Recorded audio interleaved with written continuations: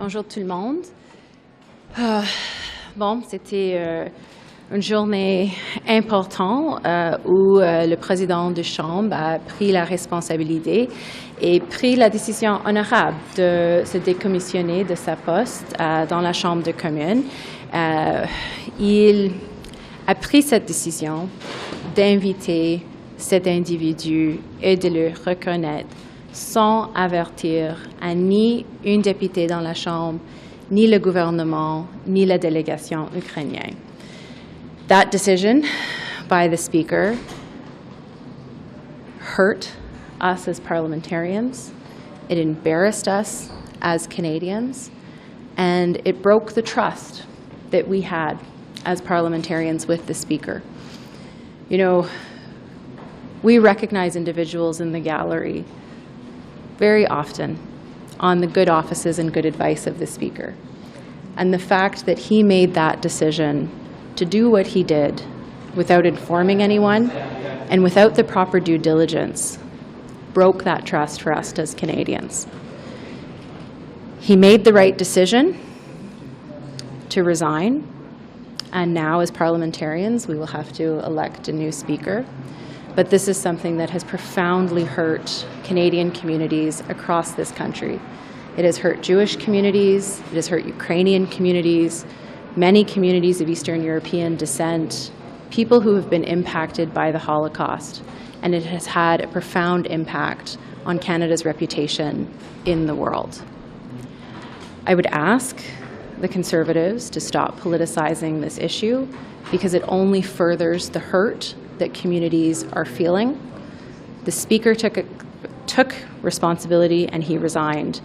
And now we need to move forward in a way that parliamentarians can continue to operate with dignity, trust in the House, but also that Canadians have trust in Parliament. Vous avez eu un meeting aujourd'hui à midi avec les House Leaders. Qu'est-ce qui est sorti de ce meeting-là? Est-ce que je peux vous demander aussi si vous croyez que M. Rota devrait réintégrer le caucus libéral? On n'a pas parlé de ça dans cette meeting. On a parlé avec M. Rota de ce que nous avons tous dit publiquement. Et c'était vraiment une rencontre qui était vraiment courte. Oui, c'est tout. Yesterday you tried to move to have Hansard erased from what happened on Friday. Do you think that was the right choice to make instead of passing a motion that would simply condemn what happened rather than trying to erase history? I think that's a valid question to ask. It's not the first time that it's happened in Parliament's history when Michael Cooper read in some very egregious comments from someone who committed some atrocious crimes into Hansard. It was decided that it would be struck from the record. You know, I feel very strongly that had any member of Parliament known on Friday who they were asking to stand and applaud and recognize, I don't think a single parliamentarian would have stood and applauded. But I think it's a valid question. It's certainly something that has shamed and embarrassed all of us, and it's something that, you know, now, very unfortunately, the Russians are using for their propaganda campaign. And so I think it's worth debating. The House obviously did not move it forward, but that's okay. That's what politics and democracy is about. Do you think that Rota made a mistake by not? Go ahead. If it's a valid question that my colleague is asking, why not answer it? Do you regret the decision to move the motion to effectively erase this incident from parliamentary history? I do not, because, as I said, I think if any parliamentarian had known ahead of time who they were being asked to stand and applaud for, not a single person would have stood. We all did this on the understanding that we were applauding a Ukrainian and Canadian war hero. I can speak for myself. I assumed he was a partisan. I assumed we were applauding someone who fought the Nazis and fought the communists. Never in my life would I have imagined that the Speaker of the House would have asked us to stand and applaud someone who fought with the Nazis.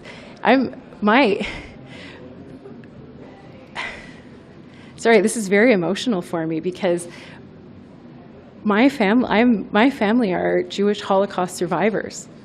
I would have never in a million years stood and applauded for someone who aided the Nazis. That is beyond my wildest imagination. And it's beyond my wildest imagination that the Speaker would not only invite someone like this, but ask the Parliament of Canada to recognize them in a way that was very misleading.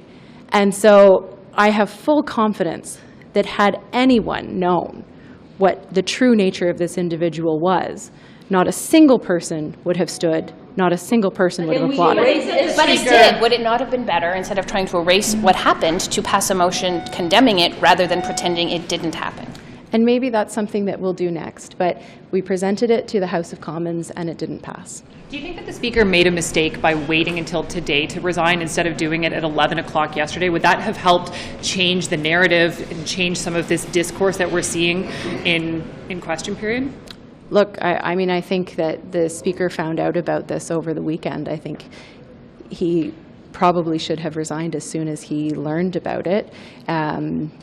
But that was his decision. Unfortunately, it came to the position where we are now. I feel strongly it was the right thing for him to do, and he needed to do it, even if it took this long. Today to ask for him to resign instead of doing that yesterday. You know, he's an honourable man who cares deeply about the institution of Parliament, and I think we thought that he would come to that decision on his own. Pourquoi vous n'avez pas demandé sa démission plus tôt? Voilà, Monsieur Rota est un homme honorable. Il est un homme qui a une affection très riche pour le Parlement. Je crois qu'on a tous pensé qu'il aurait pris cette décision indépendamment. Précisément après hier, où c'était vraiment clair qu'il était en train de perdre l'appui du Parlement. C'est dommage que ça a pris jusqu'à aujourd'hui, mais c'était la décision correcte de prendre. There's a speaker election on Thursday. Peter Julian said there's some issues around voting that needs to be addressed. Well, you know, so this is unprecedented. This hasn't happened in the history of the Canadian Parliament. So we will be convening with the table officers and the House leaders later today to understand what this process entails and exactly what the next steps are. So I don't have a complete answer for you, but we're working out those details. Est-ce que ça doit être un libéral? Est-ce que ça doit être un libéral, le prochain président? Non, ça va être décidé pour la Chambre des communes. C'est les députés qui font cette décision. Juste le meeting, vous m'avez dit tout à l'heure, c'était court, mais est-ce que vous pouvez nous parler de qu'est-ce qui en est sorti de ce meeting-là? Est-ce qu'il y avait une perspective d'un vote si M. Rota ne démissionnait pas par Vraiment, il n'y avait pas beaucoup qui était discuté durant cette réunion. Comme j'ai mentionné en anglais, c'est la première fois que ça se passe dans l'histoire canadienne. Alors maintenant, on va avoir une réunion. C'est extrêmement court et il n'y avait pas beaucoup qui s'est passé pendant cette réunion. Mais on va avoir cette réunion cet après-midi avec l'administration de Chambre de communes, avec tous les leaders du Chambre pour comprendre c'est quoi les prochaines étapes. Merci tout le monde.